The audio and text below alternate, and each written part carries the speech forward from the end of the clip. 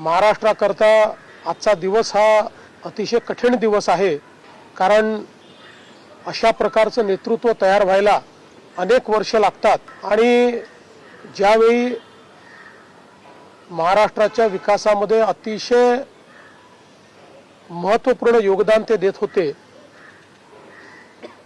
अशा काळामध्ये त्यांचं निघून जाणं हे अविश्वसनीय आहे, मनाला चटका लावणारा आहे। माझ्याकरता तर वैयक्तिक एक दमदार आणि दिलदार अशा प्रकारचा मित्र या ठिकाणी सोडून गेलेला आहे। महाराष्ट्रामध्ये आज शासकीय सुट्टी आम्ही घोषित केलेली आहे